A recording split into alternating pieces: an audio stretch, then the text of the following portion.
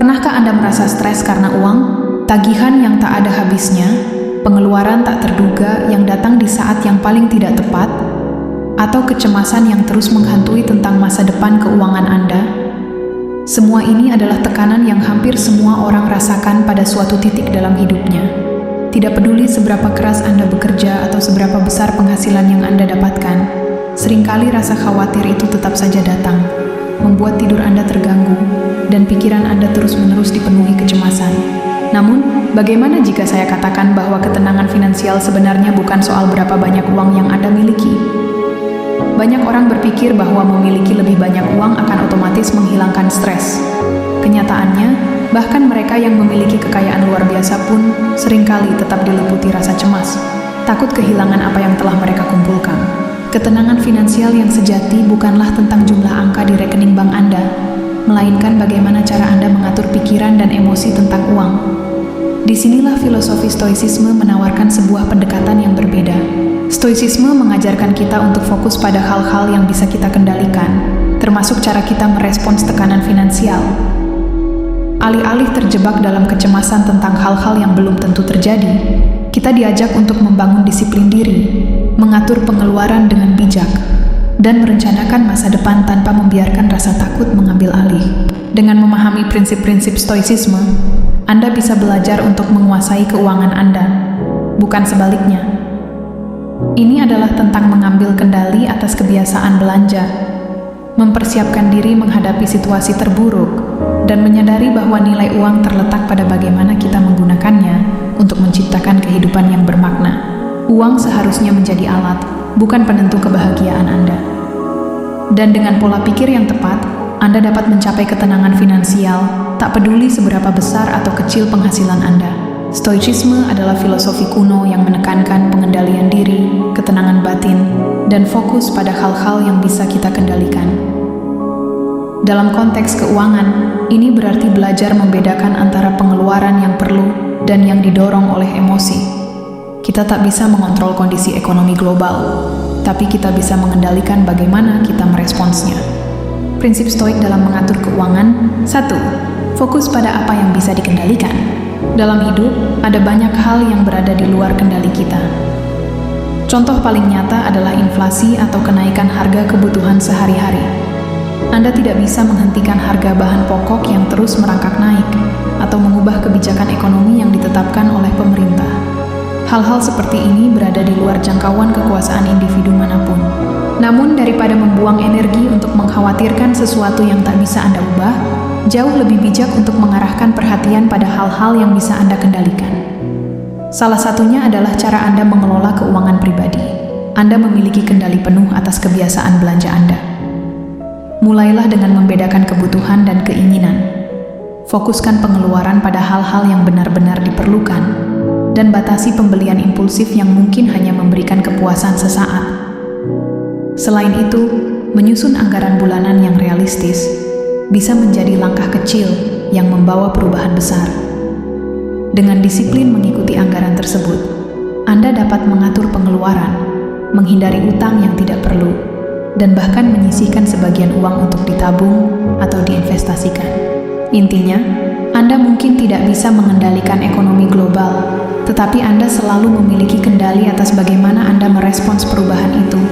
Dengan mengatur kebiasaan belanja dan merencanakan anggaran dengan bijak, Anda tidak hanya bertahan menghadapi ketidakpastian, tetapi juga membuka jalan menuju kestabilan finansial yang lebih baik di masa depan. 2. Latihan kesederhanaan atau voluntary discomfort. Di dunia yang serba instan dan penuh godaan konsumtif, memilih hidup sederhana bisa terasa seperti sebuah langkah mundur.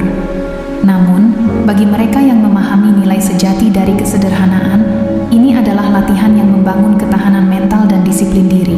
Voluntary discomfort atau ketidaknyamanan yang dipilih secara sadar bukan berarti Anda harus hidup kekurangan atau menjadi pelit. Ini adalah pilihan untuk membatasi diri dari kemewahan yang sebenarnya bisa Anda nikmati. Misalnya, meskipun Anda mampu makan di restoran mewah setiap minggu, Anda memilih untuk memasak sendiri di rumah. Atau, meskipun Anda mampu membeli ponsel terbaru, Anda memutuskan untuk tetap menggunakan yang lama karena masih berfungsi dengan baik. Mengapa ini penting? karena dengan membiasakan diri hidup sederhana secara sukarela, Anda melatih diri untuk tidak mudah tergoda oleh hal-hal yang bersifat sementara. Anda mengajarkan otak untuk merasa cukup dengan apa yang dimiliki, bukan selalu menginginkan yang lebih. Ini adalah bentuk pengendalian diri yang paling efektif, terutama dalam menghadapi tekanan gaya hidup modern yang serba konsumtif. Lebih dari itu, kesederhanaan melatih Anda untuk lebih tangguh secara mental. Ketika suatu saat Anda menghadapi situasi sulit, seperti krisis finansial atau penurunan pendapatan, Anda sudah terbiasa hidup dengan apa yang Anda punya. Hidup sederhana bukan tentang membatasi kebahagiaan, tapi tentang memperkuat diri agar tak dikendalikan oleh keinginan yang tak ada habisnya. 3. Memento mori, ingat akan keterbatasan waktu. Dalam filosofi Stoik, ada sebuah konsep mendalam yang disebut memento mori, yang berarti, ingatlah bahwa kamu akan mati. Ini bukanlah pemikiran yang pesimistis, melainkan sebuah pengingat kuat bahwa waktu kita di dunia ini terbatas. Kesadaran akan keterbatasan waktu ini seharusnya menjadi landasan dalam setiap keputusan, termasuk dalam mengelola keuangan. Setiap uang yang Anda keluarkan, setiap investasi yang Anda buat, seharusnya mencerminkan pemahaman bahwa waktu adalah aset paling berharga yang Anda miliki. Alih-alih membuang uang untuk hal-hal yang bersifat sementara atau sekadar memenuhi ego, tanyakan pada diri Anda, apakah ini benar-benar memberikan nilai dalam hidup saya? Investasikan uang Anda pada hal-hal yang benar-benar penting. Misalnya, pengalaman yang memperkaya jiwa, seperti perjalanan yang memperluas wawasan, atau menghabiskan waktu berkualitas bersama orang yang Anda cintai. Selain itu, aset jangka panjang seperti properti, pendidikan, atau investasi keuangan yang bijak bisa menjadi cara yang lebih bermakna untuk menggunakan sumber daya Anda. Dengan mengingat keterbatasan waktu, Anda akan lebih berhati-hati dalam membuat keputusan keuangan. Setiap pengeluaran bukan lagi soal memenuhi keinginan sesaat, tetapi menjadi refleksi dari prioritas hidup Anda yang sebenarnya.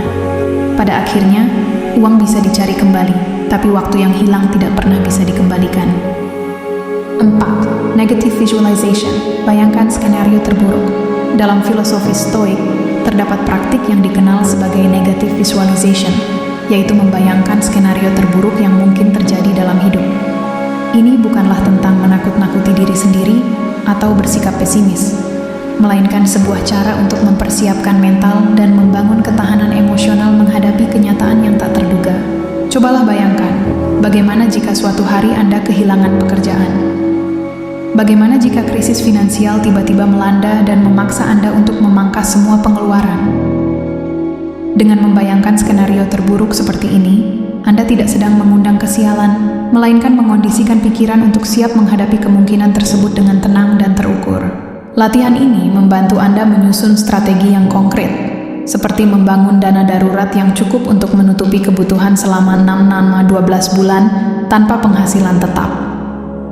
Anda juga akan lebih berhati-hati dalam mengambil risiko finansial dan mulai mencari cara untuk mendiversifikasi sumber penghasilan. Lebih dari sekadar persiapan praktis, negative visualization juga mengajarkan Anda untuk lebih menghargai apa yang dimiliki saat ini. Dengan memahami bahwa segala sesuatu bisa hilang kapan saja, Anda akan lebih bijak dalam mengatur keuangan dan membuat keputusan yang berdasarkan kebutuhan nyata, bukan sekadar keinginan sesaat. Pada akhirnya, membayangkan skenario terburuk bukan berarti hidup dalam ketakutan, tapi membangun rasa tenang karena Anda sudah siap menghadapi apapun yang mungkin terjadi. Keuangan yang baik bukan soal seberapa besar penghasilan Anda, tapi seberapa bijak Anda mengelolanya.